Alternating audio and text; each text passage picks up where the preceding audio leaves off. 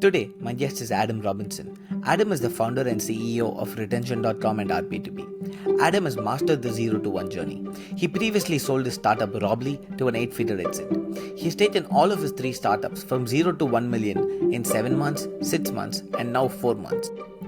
Join us in this conversation as we speak about where Adam got his work ethic and motivation from, if he has ever dealt with the imposter syndrome, the best ways to identify startup ideas, Adam's GTM mental model for SaaS startups, how you should actually do customer discovery, Adam's take on the startup ecosystem, and the future of RB2B.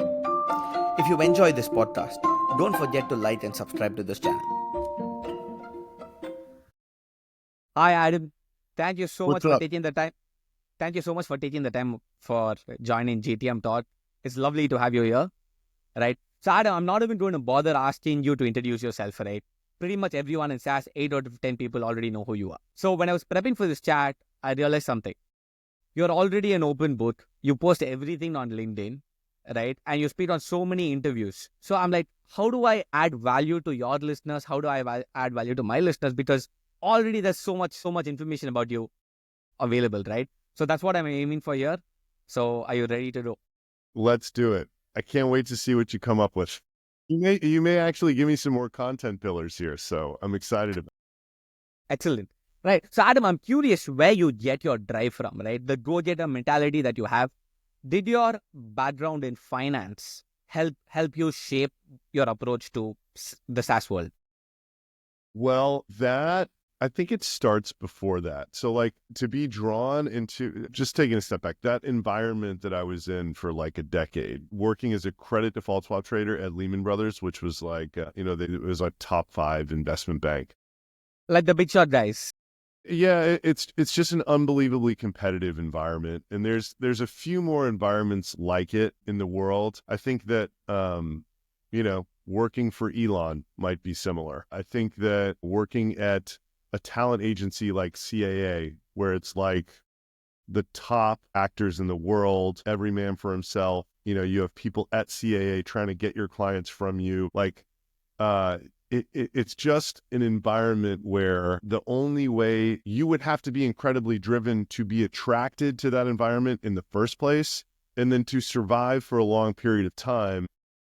It's not like that environment made you driven. It's that the reason that you were able to make it for so long is that you kind of had that quality inside of you in the first place. I think one of the sports were a big thing for me growing up. I wasn't like a great physical athlete by any means, but my brother was an elite swimmer. He swam at, and so is my co-founder, Tate. They swam at Stanford University, which is like the best swimming. I mean, it's maybe the University of Texas is comparable, but like these guys are all like either Olympians or almost, they're breaking national records their whole lives. And like, it was just what is required of you from that sport to compete at that level is unbelievable. Starting in high school, these guys are waking up, literally they're like 15, 14 years old. They're waking up before 5 a.m. They're jumping in a freezing cold pool every single day, swimming before school, going to school, swimming after school for a few hours, coming home, doing their homework, going to sleep, and doing it all over again. And they maintain that schedule until the day they stop swimming. So for like 10 years, they're having to like train this hard. And I watched that happen. And, I actually swam a bit. I didn't ever get on that schedule. I quit before that happened to me. I was pretty good when I was 12. I quit when I was 13. And then, I started having a passion for basketball. And I basically, nobody who plays basketball puts anywhere near that amount of time into improving their game. So I was like, if I just like go to the gym during the summers and work on my game for even a fraction of what my brother's putting into the swimming thing, I'll probably outperform almost everybody else around me. And that's kind of what happened. I became an unbelievably skilled player as a result of just like spending enormous amounts of time in the gym. And I think just watching myself improve in that way I really internalized that was possible. That like, if you just put more time into something with an incredible amount of focus, that is not something that almost anybody in the world is equipped to do for some reason, but to me, it's not rocket science. It's just like, you just go do it. And some may think that sounds sad or something like that, but I mean, what's the alternative? Everybody else was just sitting at home, like watching cable TV or whatever, while I was just in the gym doing my thing. So yeah, I think that's where it came from. My dad always would say things like, little work when you're young will save you a lot of work when you're old. But he was a guy, he always sort of was working to put us in good schools and through college or whatever, and really had this he wanted to retire. I think if he had he didn't really love his job. I didn't really love my first job either. He was an oil trader, and I became a credit default swap trader. I now have a very different view. This startup thing is, I think, just wonderful. It's like, if you can get to the point where you get your work-life balance to where it's not burning you out and your team is great and your products are good, I just think there's like tremendous, dignity and internal fulfillment that comes from it. And this, like, it's just turned into a big game, So it's like very easy to be driven when there is this feeling that what I'm spending my time on is actually adding to all parts of my life, rather than sort of like subtracting from it. Like I'm racing to get to the office every day, and then I'm racing home to like play with my young kids or whatever, right? So that's a really long answer, but I think it's like a combination of all of that stuff. It's like, and it's hard to be driven in during a burnout period. I've had those too, not in many years, but so that's a really important part of it. No, makes sense. I think childhood shapes a lot of us, right? And yeah. So when you made this transition from finance to SaaS, were there moments of self-doubt at all? Like, did you ever deal with this concept of an imposter syndrome? Or if you did, how did you work through that? Yeah, so I think it's best represented, my journey and probably everyone else's who has been successful in the transition. I know some people who have and many people who have not. And there's like this graph I have seen before where it's like time is on the x-axis and self-confidence is on the y-axis, and it starts up here and then it drops and then it's like day one, it's 10 out of 10. Year two, it's 0 out of 10. And then like, year 10, you're back up to 10 out of 10 again. It like goes up like 1 point. So that was very much my experience, coming out of Wall Street, having been relatively successful versus my peers. That job, it's really interesting. The value system in Wall Street is your worth as a human being is literally 1-to-1 correlated with the amount of money that other people perceive that you're extracting out of the system. It's bizarre. So if you extract a lot of money out of the system, the whole world around you is telling you that you're the man and you can do anything. And so, I entered the startup world with that level of hubris, quite frankly.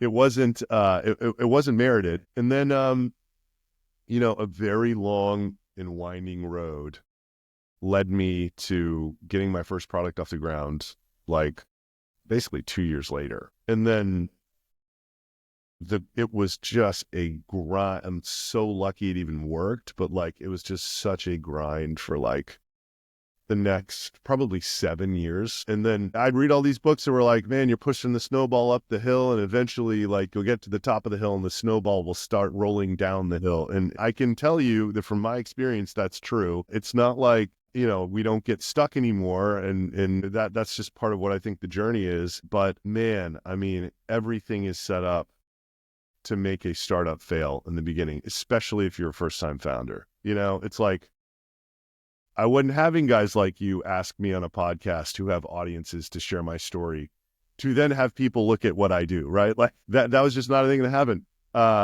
Thank God I got this incredibly gifted CTO who was like a Stanford swimmer, comp sci major. He worked, with my brother before. He was just sick of working for the man. He's like, I'll do anything except if it's not working for this insurance company. There's no way I might be able to attract somebody like him now coming out of Stanford, given my track record, but like I had no business finding someone like him. So most people are not in that situation where they have like a truly incredible individual contributor who can like, build things for them very quickly, perfect, and on the first time. But So Adam, sorry to interrupt. Why do you think he took that bet on you? Like you were probably the best generally in because he finance. knew he had known my brother his whole life, and we're in many ways quite similar. Right. So that's why. That's literally it. And he's so skilled that he knew, I mean, he was mid-30s at the time, right? Maybe like close to 40. So he knew that he could go get a job at like, Google or something if it didn't work out, and be paid very well. He's glad he didn't at this point. But like, so like there's all these external factors working against you when you're starting a startup for the first time. And then there's your lack of skill, which is really hard to explain to someone who just graduated from college. I don't think these kids should be coming out of college and immediately going to YC to go start these startups unless they're in this situation where they grew up in an entrepreneurial family. They've been starting companies since they were 8, which like there are people like that, right? So like by all means, if you actually have experience and you've learned a lot of the hard lessons that failure teaches you, go do that. You know, go raise 500 grand, go start your startup and like get on your course. But like everybody else, there is truly a craft to creating products. There's truly a craft to sales and marketing. There's truly a craft to engineering. I think you should become a master of one of these crafts before you go out on your own, because starting a startup is incredibly difficult, you know, and quite frankly, once you master one of these crafts, I actually think you should like go run a fractional business or something first to just like experience what it's like to go have to find customers, sell them, deliver on your promise, collect cash, and keep them happy. The degree of difficulty of that is like a 1, and the degree of difficulty of SaaS is like an 8 or 9. And a lot of people just want to jump right into it. Yeah.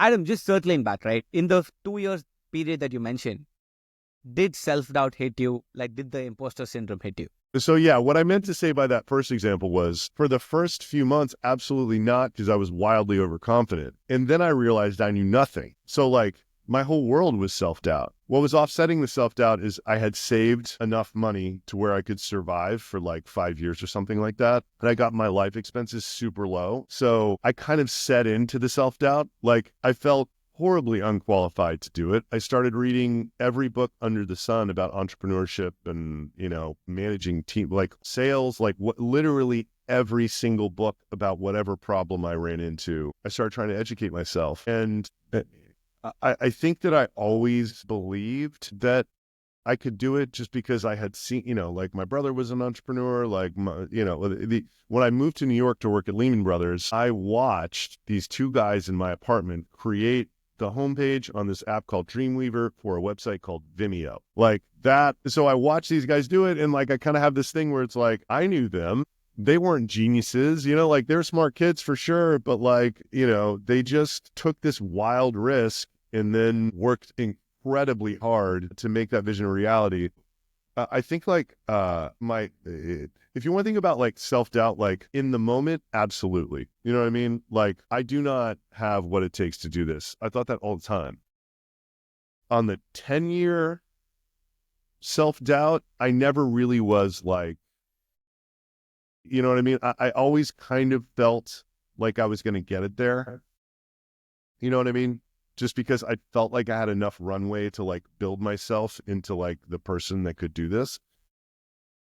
So yeah, that's one of the other reasons I'm scared of these young kids for taking VC. It's like, man, you're setting yourself up in a position to where if you don't figure something out that's incredibly complex in 18 months, you're just torched. So yeah, the answer is absolutely in the short term. Don't think I was ever, you know, I think, look, it turned out that I wasn't delusional, right?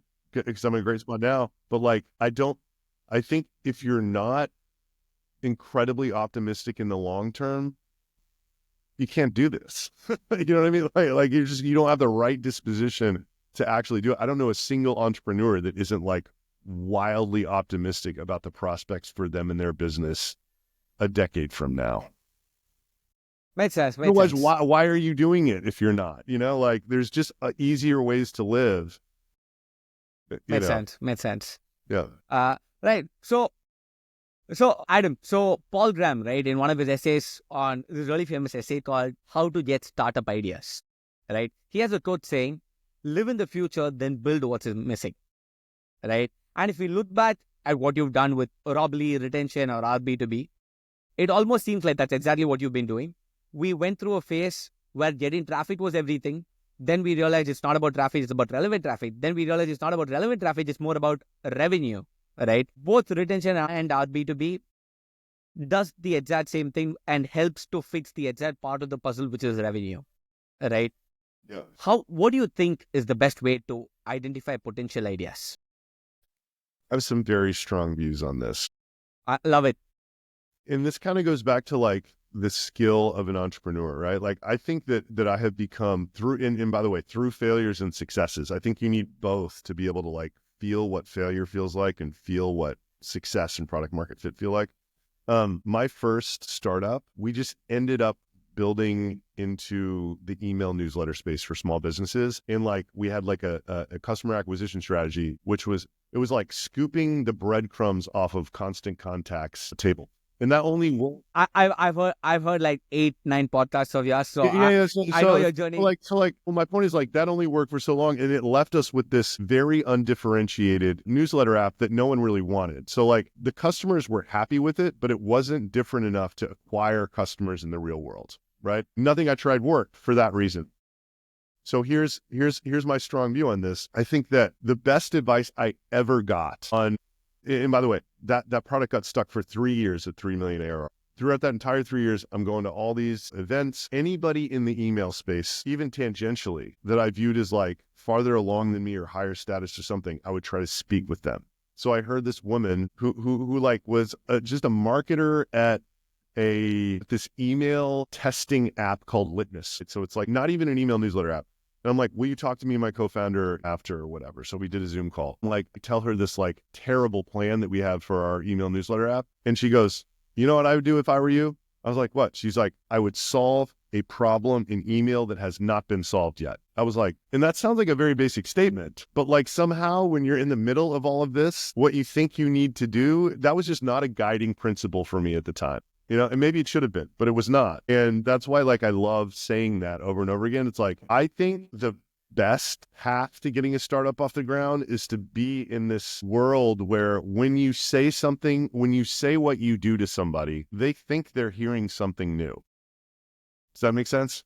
Because Yep. I think the average person, when they think they're hearing something new, they will stop and listen to you. But if they think they're hearing something that's the same, eyes are going to gloss over. They're going to be like, I already have that. I don't need that. I don't really, you know. For example, Get Emails, which is now retention.com, like when it launched, I was walking up to people and being like, would you want email addresses from people who hit your website who didn't fill out a form? They never heard of anything like that, you know? So they're like, of course, right? We have this guy in our community who's like, and I think he just needs to work on his positioning because he's got a great product, but like, it's a product recommendation app for Shopify stores. There's 1,000 of those. Like, I don't care that you worked with, you know, like these vendors aren't going to care that you worked with Amazon and like it works like Amazon's product rec does, which is substantially better than everyone else's product rec. Like the second you say product recommendation app, all of their eyes are going to glaze over because they think they already have that. Right. So my whole thing about startup ideas, like I was very excited about our B2B because there were 15 vendors selling company level website identification, and we were going to show up and be the only one that was person level. And that was great. I mean, now there's 10 of them, but like we're now actually going to try counterposition in a different way. Right. So it was amazing because, and then just to sort of light it on fire, I made it, you know, I did a freemium go-to-market because I'm obsessed with this MailChimp thing. I was in the email space. And, you know, I thought like, okay, what's better than like person level versus company level? It's like, and free, because like none of those were free in the Power of Free's events. It comes with a lot of problems, but it's great. It's great. So now it's like, well, now that everyone has this person level ID, then I'm sitting there thinking like, okay, what's going to make me something that no one else is, especially like to marketers, because they're all getting bombarded with all of these guys saying, oh, we do what our B2B does. In my observation, everyone who kind of copied that feature we have and put in their platforms, they're all trying to get people to adopt another platform in order to like make this signal work along with other signals. I don't think people actually want another platform, especially when the workflows that they're doing in these new platforms could be accomplished in HubSpot or in Salesforce, in the CRM that they already have, right? So meanwhile, these young guys have all raised VC. These VCs are telling them they have to build platforms in order to get EV. They have to get people spending 20 to 30% of the day in these platforms and they'll get promoted or whatever. So like they're all going this way. I'm going to show up and say, we're going to get you all the workflows that they have, but we're going to build them for you in the CRM and you don't have to adopt anything. So it's like signals with 100% adoption from your Salesforce.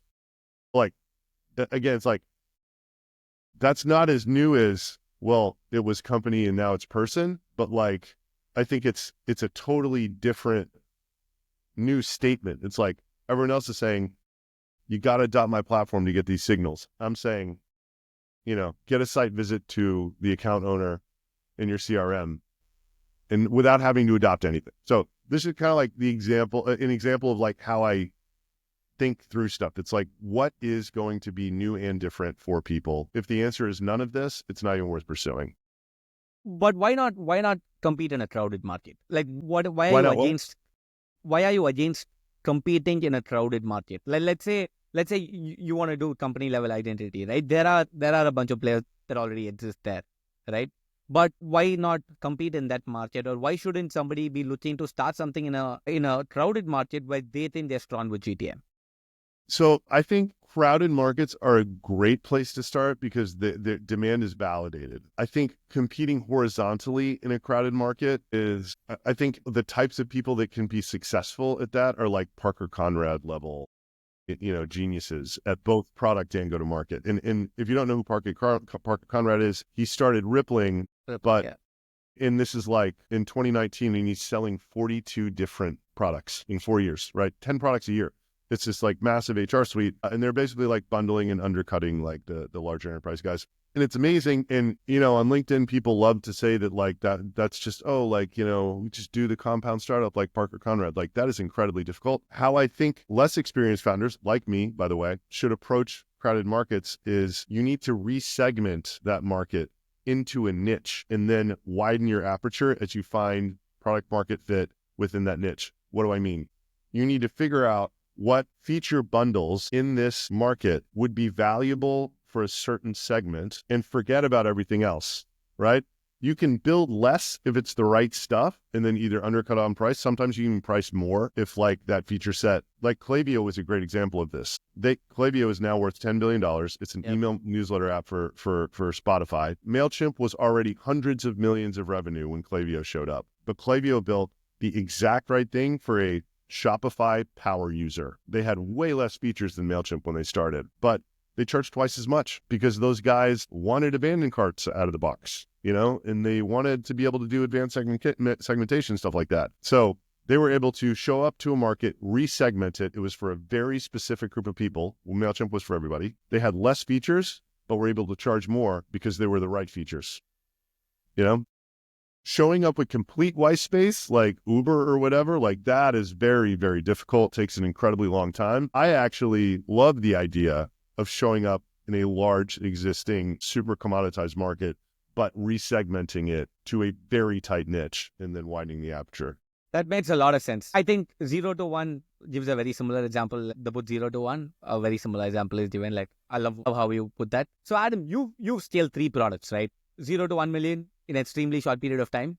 And I think it gets shorter every time. I think 7 months, 6 months, and now it's been 4 months. What is your mental model for GTM and SaaS in general? I'm not asking with respect to your products, like somebody starting a SaaS company, somebody selling to mid-market. What should be their GTM model? So I think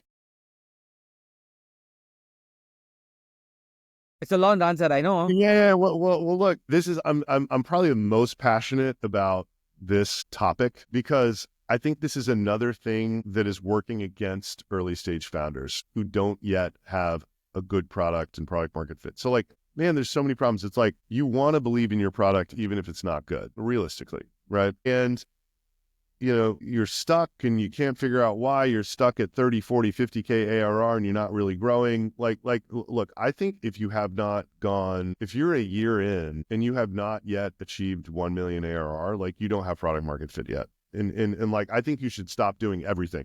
And I think a huge problem is the content that is fed to these founders that are stuck are examples from people like me who actually had a strong product market fit before I did all this stuff. So it worked, right? What am I trying to say here? Unless you are, this is how I believe the world is set up. If you have strong word of mouth, then there are a million things you can do to speed up that word of mouth. If you have zero word of mouth, then nothing you do to try to grow your startup will work. I think if you have zero word of mouth, you do not have product market fit. I think at the early stages, product market fit and strong word of mouth are kind of, you can use them interchangeably. So probably one of the best examples I've ever heard of someone doing it the right way is Varun from Clay. They hired him as a go-to-market co-founder. He did not show up and set up cold email, accounts with Instantly and start blasting people. He did not start, setting up LinkedIn ads and trying to get his brand out there. He went in to these Reddit communities and the SaaS Yacht Club communities. He monitored the chat for people, for these lead gen agencies running into this problem that was the first workflow that Clay was solving, and he got them on calls. All he did for the first 12 months was calls, sort of like this reverse demo with Clay. He collected user feedback, went back to the engineer, built it back into the product for 12 months. Once they had strong word of mouth, after 12 months, they called it a true PLG motion, right? But that's just they weren't doing anything. People were showing up at the door and they were flowing through and buying, right? Then they started bolting on all these other channels for them. It's like a big UGC and maybe they run some ads or whatever.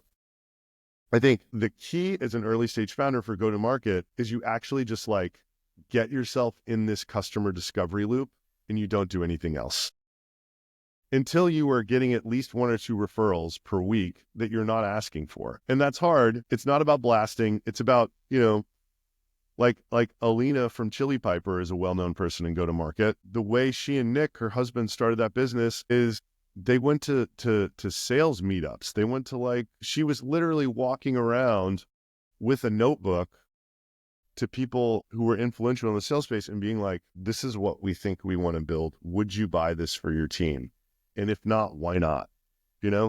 That's customer discovery, and that's, it's hard. It's long. It's really frustrating. It's confusing, but I really do believe that if anyone below 1 million ARR is doing anything other than speaking to prospects and customers or building software, you are wasting time, energy, and money. It's a strong statement, but I believe that. I really do, because I've lived it. You don't want to be caught on the wrong side of product market fit, trying to push on all these channels that don't work. Because Nathan Latka's got some 25 million ARR CEO on there talking about what worked for them last month, right? Anyway. What do you think is the best way to do customer discovery? I think it is an incredibly laborious, manual, face-to-face process. Face-to-face can be Zoom, by the way. I think facial expressions are incredibly important. There's a really good book on this called The Mom Test that kind of explains how you can talk to people in a way to where, because here's the fundamental problem. Even if you get in the actual motion of getting prospects on Zoom calls and you tell them that you're creating something that you potentially want to sell, they'll be nice to you, which is the last thing that you want, So customer discovery needs to be centered around the problem that you are actually solving and how painful that problem actually is for someone who's your prospect. So there's just infinite levels of complication in all of this. You could be speaking to someone who isn't actually a prospect. You could be speaking to somebody who, I don't know. The way I have always done it, LinkedIn has provided me this amazing vehicle for doing customer discovery now, because I can post about something and I get hundreds of responses and people want to talk to me and stuff like that. But the book is called The Mom Test. I would read that book and then I would try to manually find people on LinkedIn, people connected to you in your network who you believe fit your persona. Go to industry events, try to have a plan going into the industry events. If you can get influential people in your ICP, in the ideal customer profile you're going for to like you, that is a huge win. If they can help you craft this product, if it's something that they want and you deliver it to them and they love it, that will change your entire trajectory. And how do you find influential people? This was Alina's playbook. She would just go to these industry events, start with smaller ones, and she would look at, okay, who is everyone walking up to and giving hugs to? I got to talk to that person, and then she'd go up to them and be like, hi, I'm Alina. This is what I'm trying to do. And whatever. So it's a very, very manual, it's horrible. I don't know how else to describe it, but it's just life, man. Nothing is easy, right? Yeah. What do you think the CTA for a customer discovery call should be? You shouldn't be selling, should you? Absolutely not. No, I think it's really, I agree with it. People say get them to describe their day to you. If you're solving a problem at work, try to get them to like walk through like a day in the life around the problem that you are solving, right? Like, if I were like Superhuman is an email app that like, I'm not even sure exactly what it does. If I were building Superhuman, I would try to get people to describe to me in detail and even share their screen about just like, show me how you do email, right? Like walk me through the process you go through to basically, and then I would identify different parts that were breaking down that I was fixing. And I might tell them what I was building at the end, but I might not. I might be like, okay, I saw these 3 problems. I'm coming up with a solution for that. Can I reach back out when I have it? That would be an early customer discovery call. If I actually had a prototype, I would try to get them to walk me through what they did and be like, I have something that fixes that. It's not production ready yet, but it's in beta. Would you be willing to try it in order to give me feedback? And then when we launch it, I'll give you a free year, something like that. Right. What do you think? What's in it for them to jump on a customer discovery call with you? The only people that you're going to, so if the pain is absolutely and just immense, then the pain is enough, right?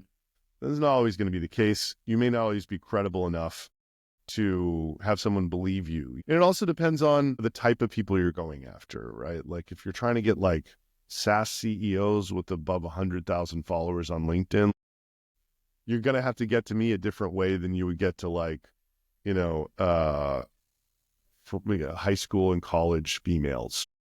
It's just, it depends on the what. And this is for, I think, every stage of building your business. You really have to focus on the incentives in everything you do, right? So like, just, you have to know who these people are and like what would motivate them to get on a call with you. But I think you'd figure that out, as you're having these conversations, right? Like you just can't stop until you do figure out, right? Like that's part of another thing that's working against early stage founders. And a lot of people who start startups, they were working in something similar and they identified a hole in the market. So they kind of know.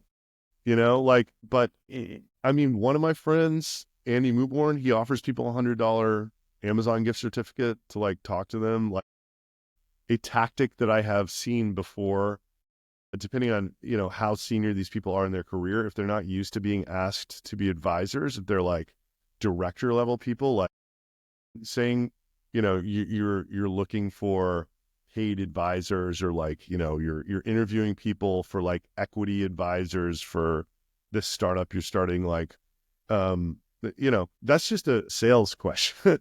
It's like sales is all about like what's in it for them. Right. So I would not make it disingenuous, but, make it exciting enough to get on the phone. And by the way, like you don't, like you can sell something as though it exists, but like that's a different type of discovery call. You're kind of like seeing if you can sell it yet. Like I've mixed discovery and sales before in the past. It's like, well, are we even going to be able to sell this? Let's just try. Let's pretend we have it and see what happens. That's an interesting way. I've never thought of customer discovery like that, but that's definitely an interesting way. Adam, jumping back to something that you mentioned about word of mouth, right? When it comes to word of mouth, I believe in the sales and marketing domain, if you're selling to sales and marketing, word of mouth can work really well. But when it comes to, let's say, boring parts of SaaS, let's say billing, right? I come from a company that does billing. It's not every day that a finance person goes and speaks to another finance person and says, which tool do you use for billing? So how do you approach, like, when you sell a boring product in SaaS, what do you think should be the epitome of the goal of marketing? I just still like, why do we use Stripe? Because just like everybody, you ask like, what do you use for billing, and people use Stripe. So like, and why? It's because it's amazing. It's just so incredible for what it does. So I think that, should the mental model for a boring SaaS product be different from what you just described? Is my question, just to be clear. I think if I were starting a boring category, I would still try to niche down incredibly hard. I would try to get the most admired brands using it, even for free, who are the most connected, with all of my being. Like that would be the only thing that I would be focused on. And then once I did, I would get those logos on my website, even if I wasn't allowed to use them in the contract that I signed. And every single place that I went trying to find more of them, like we did this with Warby Parker. They were like one of our super early clients. We didn't get another person like them for 5 years, but they signed up like in week 2. They've been paying us $20,000 a month for 5 years. And we have said the words Warby Parker in every single sales conversation we have ever had in prospecting conversation, right? Brands like, it's like literally how we describe our product. Brands like Warby Parker put our pixel on their site and we help them identify people, blah, blah, blah, blah, blah, right? So it's kind of like you can create a little echo chamber depending on how tight you make your niche in your ideal customer profile. An echo chamber can be 5 people, right? Like it's like, I want to start, one of my favorite versions of this was Nathan Barry with ConvertKit. He created a newsletter app just like I had, except his did really well in the long run. Mine didn't. And I think the reason why was because he was a blogger. He knew the shortcomings of MailChimp, which were basically like they were double charging for contacts and it really pissed people off and you couldn't tag. So he built a really basic, bloggers didn't need HTML. They didn't need drag and drop. They just need like text and they wanted those 2 things. And then he started with food bloggers and he's like, I've made an email newsletter app for food bloggers. What pisses you off about MailChimp? And they're like, I hate that they double charge me for these contacts and I hate that I can't tag. And he's like, guess what? I built a newsletter app for food bloggers that allows you to tag and we don't double charge for contacts. And then he got the like 2 or 3 most influential food bloggers. And then all of a sudden, every food blogger thought all the food bloggers were using it. So like, that's what I mean with word of mouth. It's like, I think it's like, that's just what I would be doing. I would be going for the niching down as hard as possible and trying to find like the most influential, either voices or brands in the space. I would literally have to be told to like, go home, stop talking to me before I stopped harassing them into using my software. And I just try to build from there. Love it. Makes a lot of sense. Adam, what do you think are going to be like the trends that you believe in the future that are going to blow up? What do I think the trends are? Yeah, like today everybody's talking about AI agents or workflows, like how we used to call it back in the day. Now it's AI agents, right? So, but jokes aside, what trends do you think are going to blow up in the future? Yeah, this is kind of an interesting one. When you ask me that question, I obviously think about what my brain is in all day long. And it's like in this, like, how do I help salespeople in this like very hard environment? It's just hard for salespeople. It's always been hard. Like, but like, man, like, like for instance, we're paying for this service called Allium.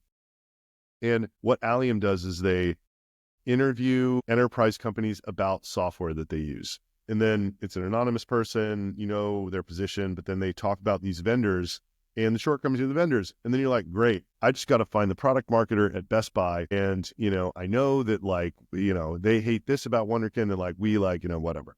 And these guys try to find the person and then they try to find the email address and then they spend like hours, really creating these targeted emails. And then they send them and they get like a 5% open rate because data quality is bad and, they're getting blocked and like whatever else, right? So like with the forces in email and in all of these channels that are available to brands with automation and AI, I just think digital one-to-one sales is going to become incredibly difficult.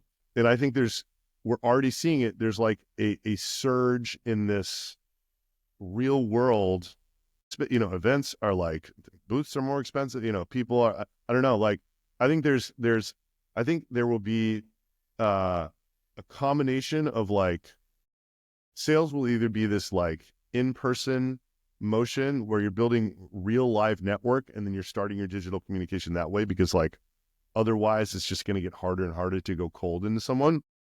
Going back to the 90s. Yeah. So that's going to go back to the 90s. And then what's going ahead in the future is kind of what I'm doing and what you're doing to a large extent, right? I think that this like kind of like brand marketing through thought leadership, but like the democratization of it, right? Like IBM and Dell, like they also, they were doing this for a long time, but like I think more and more people, D2C cracked it. Right? Like there's a lot of influencer-led brands that have just gotten enormous over there. And I think in a world where digital outreach is incredibly difficult. If you can create content that your prospects would choose to consume irrespective of what you were selling them, I think that that's like, I just, it's an unbelievable power. Like, I don't know how a paid ad would ever even compete with that, you know? So people becoming ever more sophisticated at building these influencer profiles, and then sort of like, you know, it's creating this massive amount of trust in this target audience, and then, you know, using the profile to like individually reach out to people. I'm incredibly bullish about that future. You know, I just can't see how that trend does not become more powerful every year. Got it. Adam, are you ever worried that new privacy laws coming out, let's say in the US, to potentially like disrupt or question our B2B as a company itself? I'll tell you where this question comes from. Like I've seen a highly profitable fintech SaaS company doing about 5 million in revenue, and they decided to shut shop one fine day because of the new regulations that came about around crypto in India. Yeah. Right? So are you worried at all about it at like one fine day? So I think that, let me put it this way. So like, I don't think we're like super, so I've done a lot of work on this, believe it or not. The answer is yes, that is the risk to this. You know, no matter who I talk to, no matter what their level of sort of certainty that all of this is going to go away at some point, it doesn't seem to be happening in the next few years on anybody's radar, right?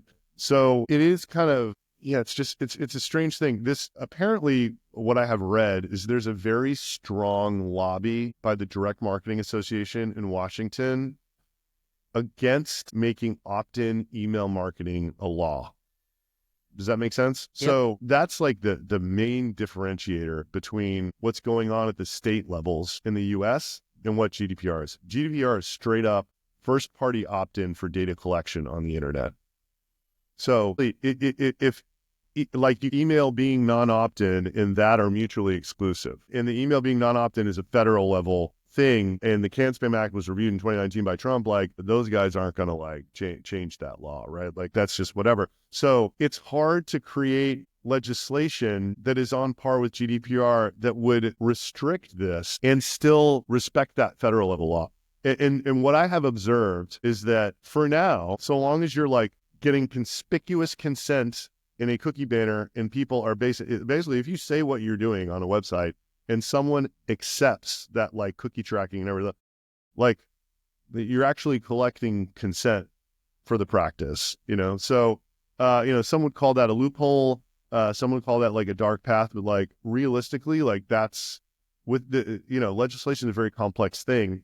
If that opt-in for email marketing law stands, it's almost like that, if I don't even, you're calling a way around it. Like, I don't know. I feel like I'm talking about this. Like, I don't believe there's anything wrong with it, but like, I just think that like, you know, it could happen, but a lot is going to have to change. Probably fundamentally that whole Can-Spam Act of 2003 that was like, you know, reviewed in 2019, that's probably going to have to change. And there's a huge lobby behind that act. So, you know, it could always happen. But like, I guess what I'm trying to say is like, I'm in a position to where I'm betting that the government is going to take a very long time in doing that.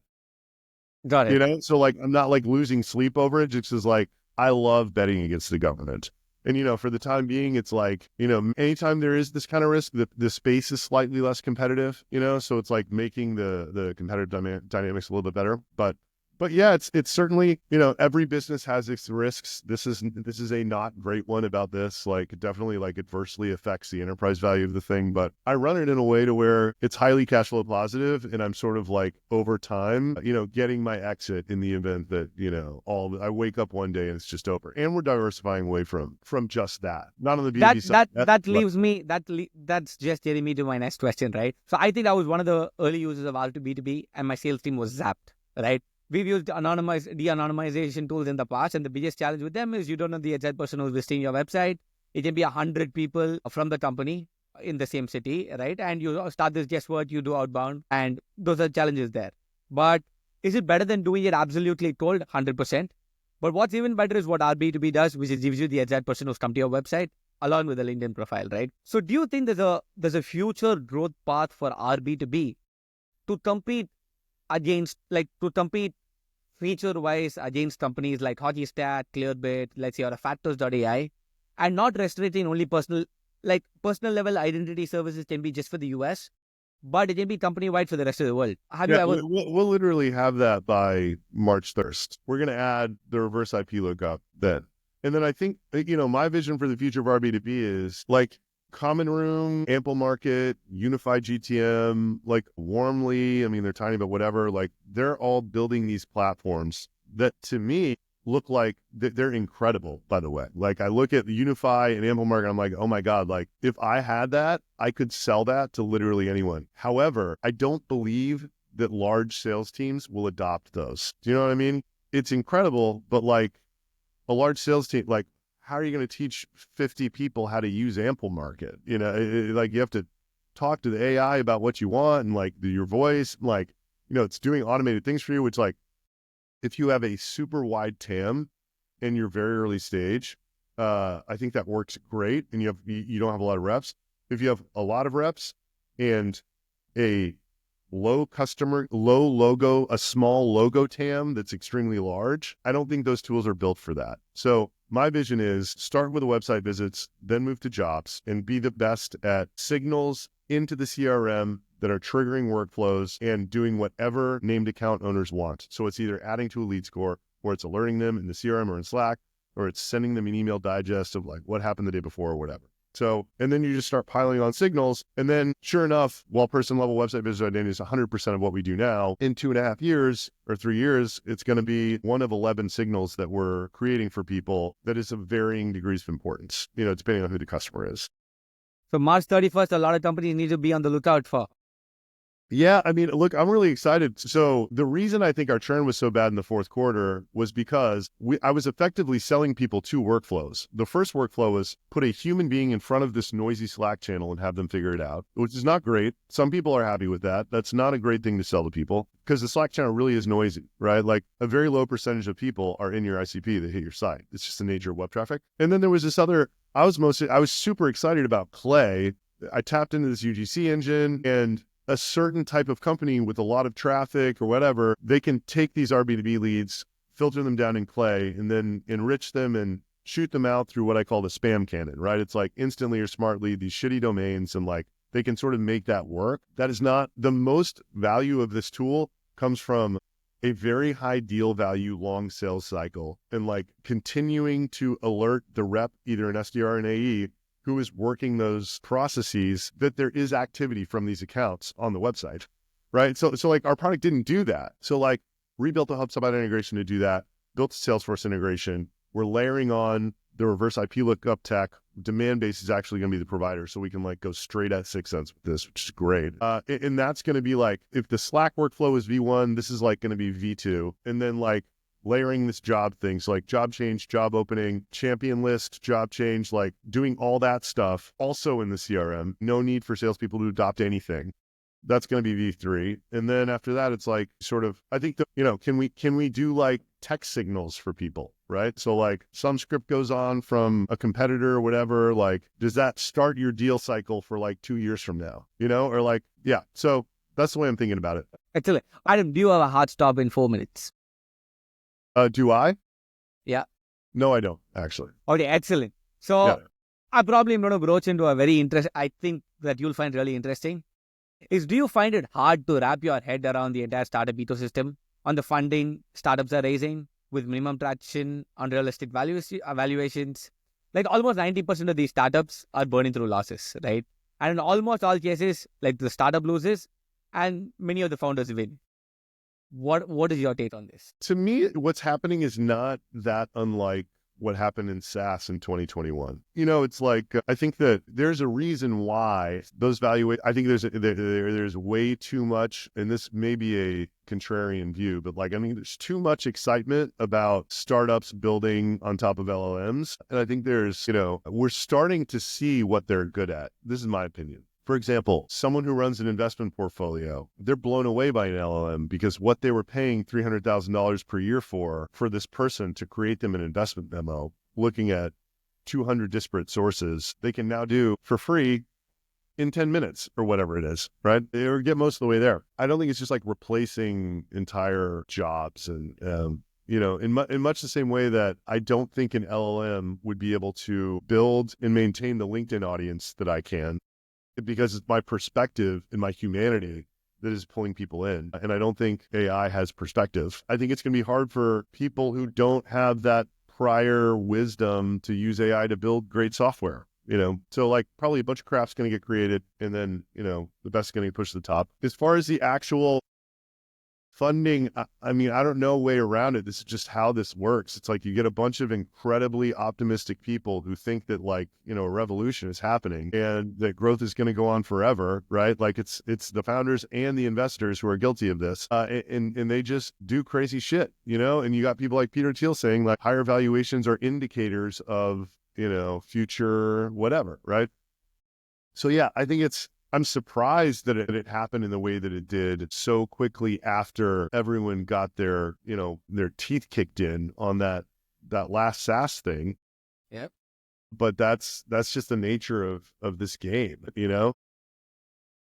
I wrote an article, I probably will link it to you, it's called Middle Path is the Future, right? So I think the middle path is the future in terms of running profitable small startups. Like every startup need not be $1 billion company. It can be a $10 million profitable company. And I think that's still more impressive than a person who's raised $500 million and running losses. Yeah. I mean, the problem is your friend from college who knows nothing about startups doesn't think that that's more impressive. And that's why I keep going. But like, I want to like add a very interesting, I agree with you. I mean, I'm sure if you read any of my stuff, you know that I agree with you. I think it is much more impressive to go 10 million ARR bootstrap. And I think that's actually like the path to freedom, because if you can get there, then if you want to go hit some kind of massive home run, you probably have something to go throw capital at. It's like the problem is people raise the amount of money that you should raise at 10 at like 2, 3, or 4 million ARR now. And they don't have a good product yet. They don't have proven out channels. They don't have anything to spend the money on. So they just end up hiring, and, like we're 30 million run rate revenue right now, and we have 40 full-time employees. Like I'm in an offsite. I made this slide that showed how many employees other startups have at given revenue levels. Like these guys who are venture backed, who we're competing with, that are at 2 and 3 million ARR, have more employees than I have at 30. Like it's fucking crazy. And then if you look at the people who are at 30 million ARR, like Chili Piper, and then there's a few in the Shopify space, Triple Whale, Tapcart, whatever, like they have 150 to 200. And by the way, that was after a major downsizing in every case. So like the leanest that they think that they can get is over 3 times the size that we are in terms of headcount. So like, let me tell you whose life's better as a founder, right? Like, is it me or them? Like it is me. Like it took a long time to get here, but it is me. I am telling you, right? I don't answer to anybody. We are generating an enormous amount of profit. I'm not depending on an exit for some kind of outcome for this. I'm almost hoping it never happens, because like I'm enjoying what I'm doing. But here's the story I wanted to tell. Paul Graham, we all know him. You referenced him earlier. In a tweet, somebody asked him, Paul, what would you do if you were starting a startup today? And this guy's response, like, I literally couldn't believe it. Like, I would have thought like, oh, I would, go to some hot space and like, like do something that no one else has done. And like, I would just do something big and hard and whatever else. No, he's like, I go through Y Combinator because I didn't have it when I started my first startup, and it would have really helped me, in some just fundamental ways, positioning my company to the world. But I would only raise $500,000, even if more were offered to me. On that $500,000, I would get to profitability. And if I didn't, I would die, right? Once I was at profitability, I probably wouldn't raise any money. Maybe I would, but probably not. And then I grow my company, and at every stage, I would want people to say, when I walked up to them and told them what my revenue was and how many employees that I had, that it was a crazy low amount of employees per the revenue, right? And then he stopped talking. And like, I'm like, holy shit, that's what I think, right? But like, I didn't think that Paul Graham thought that, because he's had his hand in the largest SaaS companies that have ever been created, who have raised more VC than anybody, right? Like the VC ecosystem has served that guy better than almost anyone alive. Yet, As a founder, he thinks differently. yet that is how he would grow a company. So what does that tell you? Like, here's what I'm shocked by, right? Like, I think I'm in like a very small minority with this view, right? And like, Paul Graham is also in that minority, right? How is that possible? Anyway. Yeah, which, by the way, like this whole LinkedIn thing, like it was kind of happenstance. I did not set out to like be the biggest LinkedIn influencer. Like now that I am, like I see the power of it, and I wouldn't be doing it if it wasn't helping me market my company, and it is. But what it's also doing is people tell me it's helping them, which is a beautiful thing, right? Like that you can like teach and it's like marketing your company at the same time. People are like, this is the most helpful thing I read. But like now that I have this megaphone, it's like, well, what should I do with it? Right. Because it's beyond it, in like telling the stories like my story, right? Like Paul Graham, it's like trying to really articulate to people how much better your life is. Cause like I write about like, I'll write a post and then about how like I passed up on VC at one point. And then, my friend Alina, who I referenced earlier, she'll write back like, oh, working for VCs isn't that bad. Mine are great. Maybe it's just mine. I'm like, Alina, like, I can't believe you're saying this, right? Like, if working for VCs versus not working for VCs, like, I don't care if they're bad or not bad or great or whatever. It's like the whole reason you got in this game in the first place is to not work for anybody, right? It's like now that you went, it's like, this is great. It's like, it is so valuable to not to have that type of independence. And like, it is so valuable to like, if you and I also think if you create it, like, to me, it's crazy, you know, if you have created a 25 to 50 million ARR SaaS company, you have created one of the best products that's ever existed. And like, to not be paid millions of dollars every year for that is crazy to me. To like have this weird wager going on that like between you and your investors that like, you're going to be asking them for raises so you can put your kids through private school or whatever. And like, you're all waiting on this thing to happen 5 or 10 years from now. Like that just seems insane. Especially after what happened in 2021, 2022 to valuations. Like there's a bunch of these zombie companies. Anyway, so long story short, I agree with exactly what you said. Paul Graham agrees with exactly what you said. I'm trying to spread this however I can. I have this weekly show. I bring successful bootstrappers on to tell their stories all the time. I just want founders to know it's maybe a little harder in the beginning, but it will make your product stronger to not have these false signals coming from excess amounts of capital relative to where you're at and basically buying business rather than earning it. Well, let me ask you a tangential question. When do you think startups should raise funds? I think everybody's life's different, right? You have to like come up with that initial amount of money. Like if you're not an engineer, that if you're not an engineer and you don't have a technical co-founder, like how are you going to do this? Bank loans are a way. But What's that? people, bank loans, like loans are a way, right? Yeah. So, And that's what people used to do back in the past. And now raising equity seems like a less riskier option.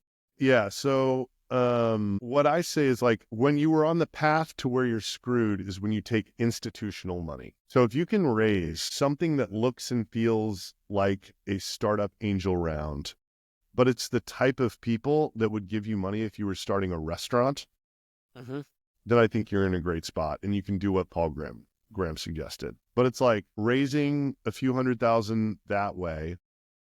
You might have to. I didn't have to because I made money from my prior career and so did my brother and he was a financial partner. And like we were able to like get it to profitability on savings that we had, but that's got to come from somewhere, So there's that part of it. And then, I think, okay, there's spaces that require capital, hardware spaces. If you're like sending people to Mars, yeah, you got to use, external funding for that. Yeah, anything that has high capex, I think requires funding. Like that's my view. Yeah. But like when you ask that question, you're talking about businesses that do not, where people are still raising tons of money, right? And the question is when, and like I don't know the right answer to that, just because I've seen it go poorly so many times for people, right? And like part of the problem is that honestly, part of the problem is like not the colossal flame out where it's like you raise $60 million and then they just turn the light switch off. That's actually a good outcome.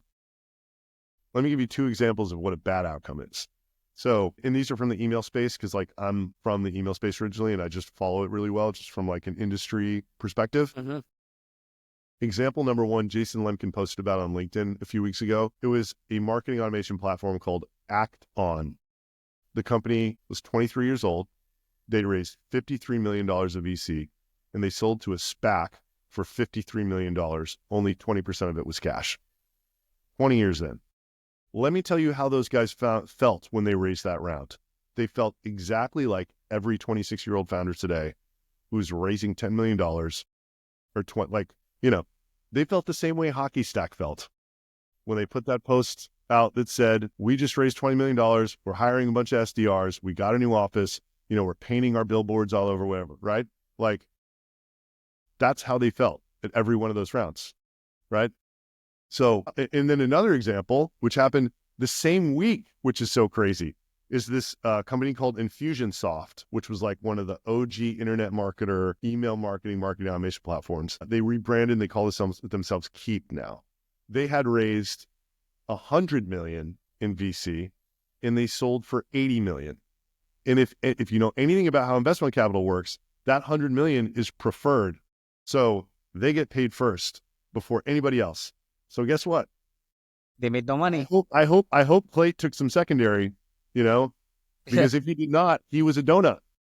And that's 23 years in, right? That to me is an even worse outcome than shutting down immediately. Because think of the lives that were, you know what I mean? Like all these people that were just whatever. And here's my whole thing about it. For every one of them, there's 100 of those that you don't hear about. All of these companies that raised at multi-unicorn valuations like Gong and 6 Sense and Outreach and whatever else, that will be the story of those companies.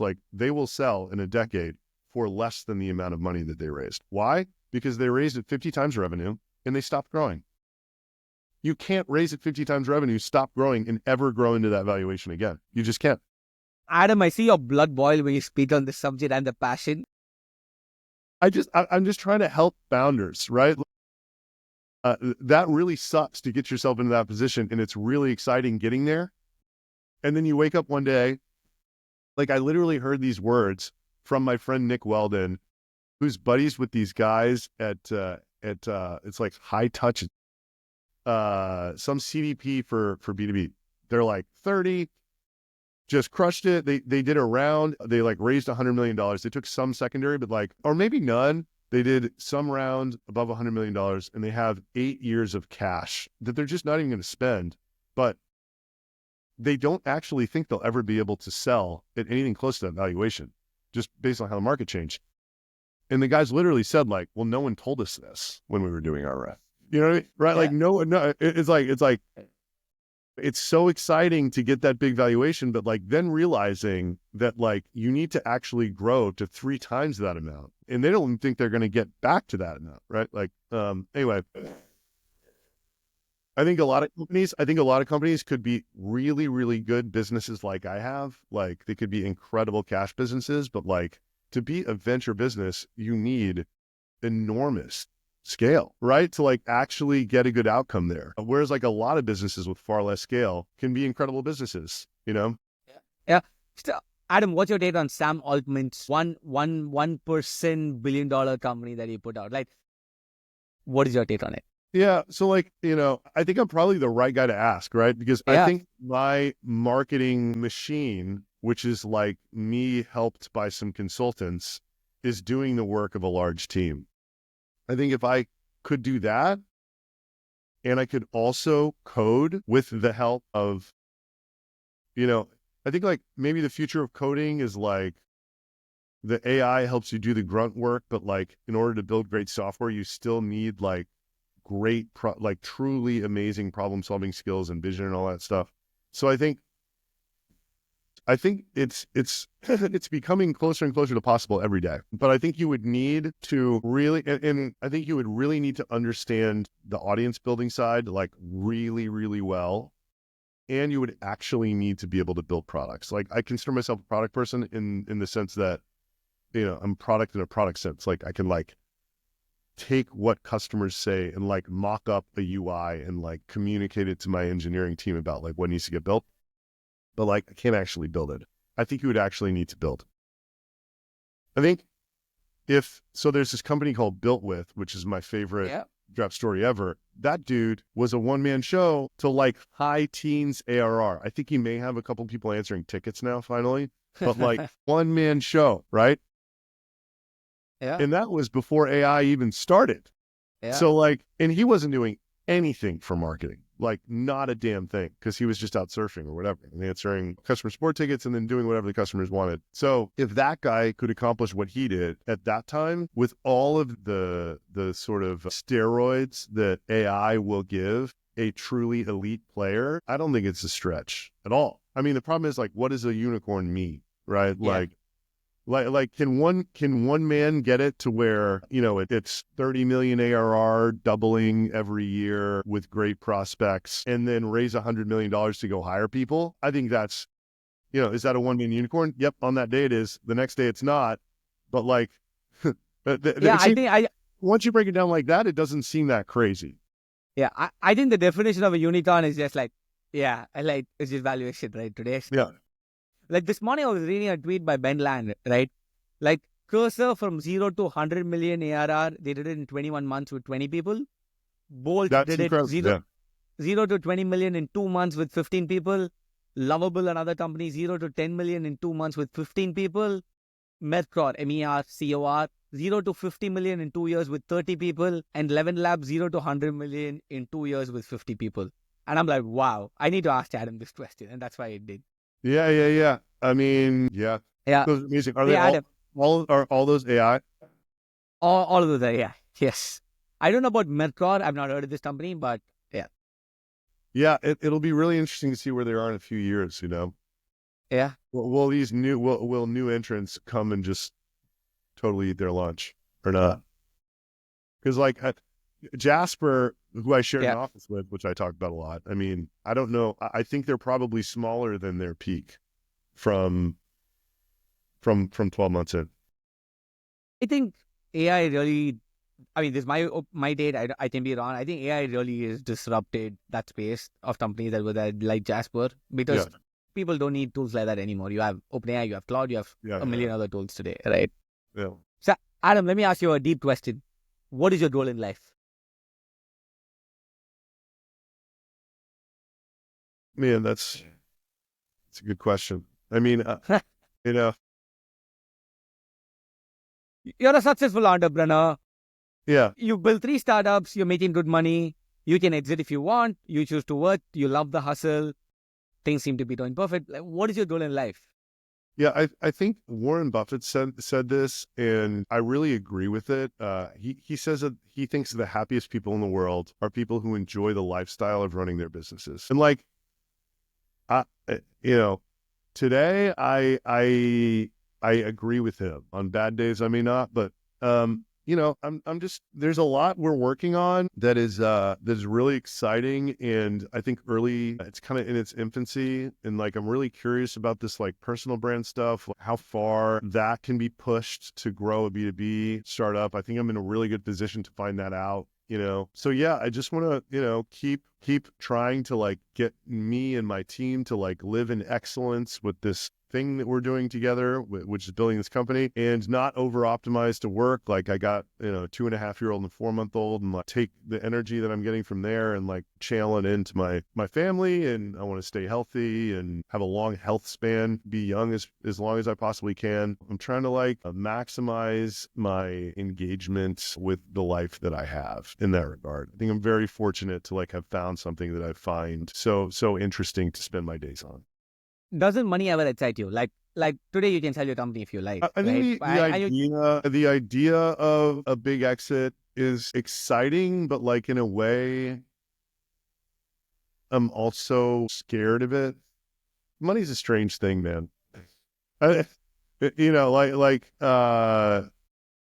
Sure, I still have financial goals. I have achieved many of the prior goals that I had for myself. I don't think it's really a driving factor for me anymore. It's more about, how far can we push this thing? And then if we sell it at some point, great, we were smart for waiting, kind of thing. Yeah, the nature of what we do is interesting. The churn is too high to make it investable by growth equity. It takes that off the table, and it takes like a private equity acquisition for anything other than EBITDA off the table. So then we're set up in a way to where the goal is to just grow cash flow, which is great because you just sit there and bank it, you know? So yeah, I don't know. I don't know what else. I don't know how I would change my life if I had an exit other than I would really miss if you made me stop working on with these people who I work with on what I'm doing. I would have a large hole in my life. Understandably, you know, I have this like great relationship with this and all these people. So, there's one founder, interestingly, he sold his company for $800 million. I forget the founder and the company's name. And he wrote a long blog post saying that he does not know what to do with his life anymore. And it's like Trello or something, right? Was it that? No, it was not Trello. It was dude, another... it was the video app. It was the video app. What is that one? The one where you send a Loom. It was Loom. It was Loom. Yes. Yeah. It was Loom. And he wrote a big blog post, and a lot of what you say resonates to how he probably is going through at this point. Yeah, and I think it's like that's another benefit of building these cash flowing businesses. You can get, it's like maybe you'll get a big secondary along the way and be able to sort of like sit back and not feel suffocated, you know, by this like financial situation. Man, it's so expensive to live in these cities now, you know, it's just crazy and that sucks. But like in my observation, not very many people have taken very large secondaries, which would allow them to feel that way. So, you know, it's another reason I'm advocating people pursue the path of profitability. Got it. Adam, thank you so much for your time. I thoroughly enjoyed having this conversation with you. It was informal. It was great. And I think we got to see another side of you and a lot of questions that I wanted to ask. Thank you so much once again. Hey, thanks for having me. You did a great job interviewing me. Thank you, Adam.